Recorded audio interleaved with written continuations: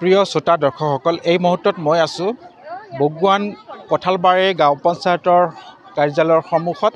ইয়াত যি আঁচনি দিয়া হৈছে মুখ্যমন্ত্ৰীৰ ফালৰ পৰা, মুখ্যমন্ত্ৰী মহিলা উদ্যমিতা অভিযান, ইয়াত প্ৰতিটো গোটত 1 লাখ টকা দিয়াৰ যি কথা আছিল আৰু অমৃত বৃক্ষৰ গছ ৰোপণ কৰিছিল সেইসকল মহিলাক প্ৰতিটো গোটত তাৰমানে 1 লাখ টকাকৈ আৰু প্ৰতিজনী সদস্যাক 10,000 কৰি এককালীন সাহায্য স্বাৱলম্বীকৰণৰ বাবে দিয়াৰ যি পৰিকল্পনা, আৰু তাৰে কাৰণে আজি এই ফৰ্মবিলাক বিতৰণ কৰি আছে, প্ৰপত্ৰ বিতৰণ হৈ আছে। কেইবাটাও গ্ৰুপত ভাগ হৈছে, শাৰী পাতিছে মহিলাসকল। আমাৰ এনেদৰে বহুত মহিলা আহি উপস্থিত হৈছে ইয়াতে। বিভিন্ন গোটৰ জীৱিকা সখী আছে, মই তেওঁলোকৰ লগত কথা পাতিবলৈ যত্ন কৰিম এই মুহূৰ্তত। সন্মানীয় মহিলাসকলৰ পৰা দুই এগৰাকী ব্যক্তিৰ পৰা মই দুআষাৰ শুনিবলৈ বিচাৰিম। আপোনালোকে কিয় ইয়াত আহিছে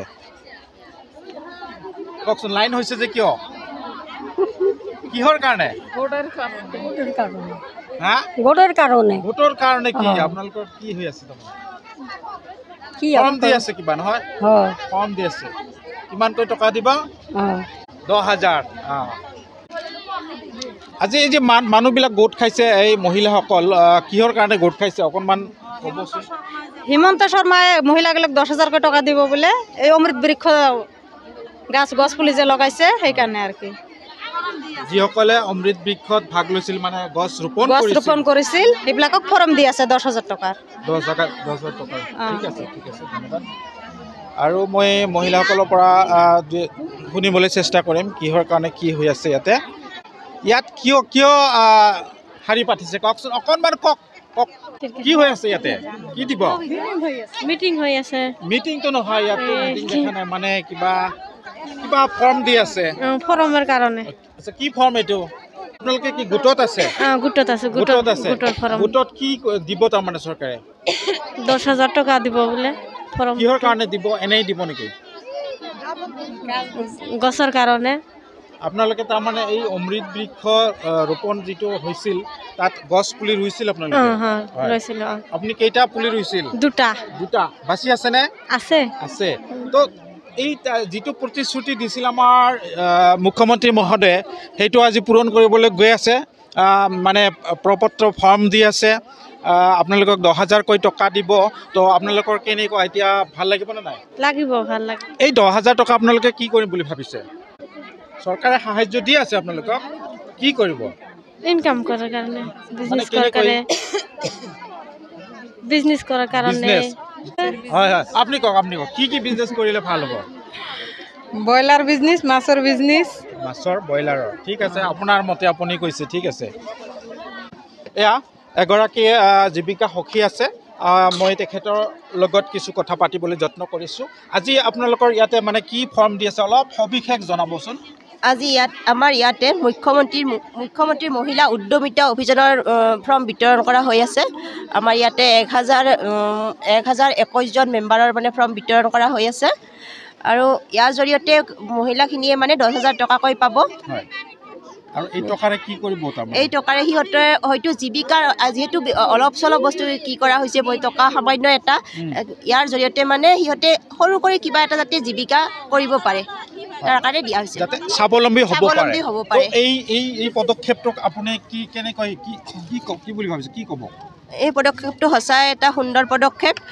গাঁৱৰ আমি যিহেতু গাঁৱৰ হয়, গাঁৱৰ পিছপৰা মহিলাখিনিক কেনেকৈ মানে আগবাঢ়ি যাব পাৰে, তাৰ কাৰণে মুখ্যমন্ত্ৰী মহোদয়ে এইখিনি কৰিছে আমাৰ কাৰণে, মহিলাখিনিক আগবাঢ়ি যোৱাৰ কাৰণে। হয়, এইটো নিশ্চিতভাৱে মানে এইটো প্ৰশংসনীয়। চৰকাৰৰ যি পদক্ষেপ, আমাৰ মুখ্যমন্ত্ৰী মহোদয়ে যি পদক্ষেপ লৈছে, এইটো খুব প্ৰশংসনীয়। এনেকৈ আমাৰ গ্ৰাম্য অঞ্চলৰ মহিলাসকল স্বাৱলম্বী হৈ উঠিব পাৰিব নিশ্চিতভাৱে।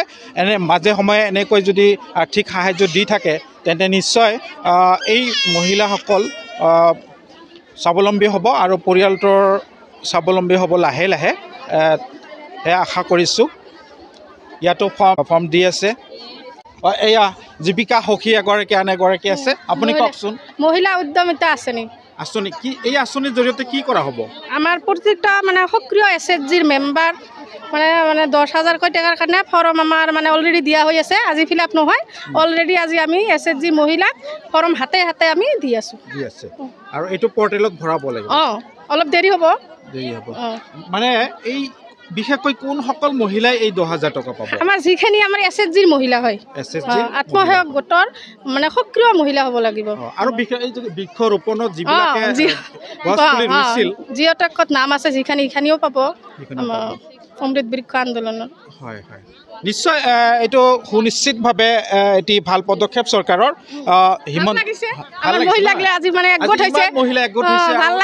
এই মহিলাসকল 10,000 টকা পায় আৰু নিশ্চিত আমাৰ আৰু ভাল মানে আৰু আগুৱাই যোৱাৰ কাৰণে আমাৰ মানে মুখ্যমন্ত্ৰী ডাঙৰীয়া যিখিনি কি লৈছে আমাৰ মানে মানে বহুত উন্নতি হ'ব মহিলাসকলে নিজে মানে পইচাখিনি নিজে সৰু সৰু বিজনেছ মানে ঘৰতে আৰম্ভ কৰিব পাৰিম আমি মহিলাসকল দুখীয়া মহিলাসকল ক্ষুদ্ৰ উদ্যোগ বা ক্ষুদ্ৰ ব্যৱসায় আৰম্ভ কৰিব পাৰিব যাৰ কাৰণে পৰিয়ালটোক কিছু সহায় কৰিব পাৰিব সাহায্য হ'ব পৰিয়ালটোৰ বাবে আৰু নিজেও স্বাৱলম্বী হ'ব লাহে লাহে এনেকৈ যদি মাজে সময়ে চৰকাৰে সাহায্য কৰি থাকে মহিলাসকলক ভাল লাগে আৰু মহিলাখিনি হয় লাহে লাহে নিশ্চয় আমাৰ গ্ৰাম্য অঞ্চলৰ মহিলাসকল স্বাৱলম্বী হ'ব বুলি আশা ৰাখিছোঁ ধন্যবাদ আপোনাক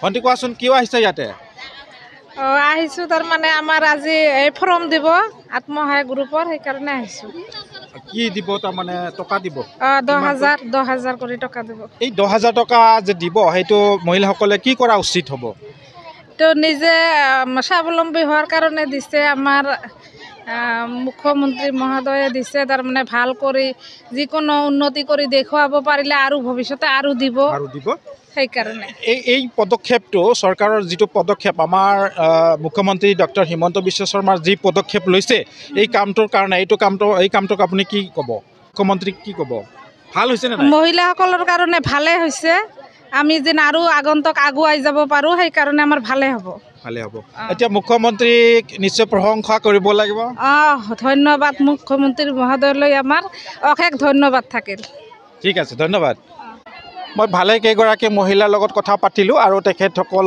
নিশ্চিতভাৱে কিবা এটা এই টকাখিনিৰে 10,000 টকা যিটো দিব উদ্যমিতা আঁচনিৰ জৰিয়তে তেখেতসকলে নিশ্চয় এটা ক্ষুদ্ৰ ব্যৱসায় আৰম্ভ কৰিব কিছুমানে কৈছে তেখেতৰ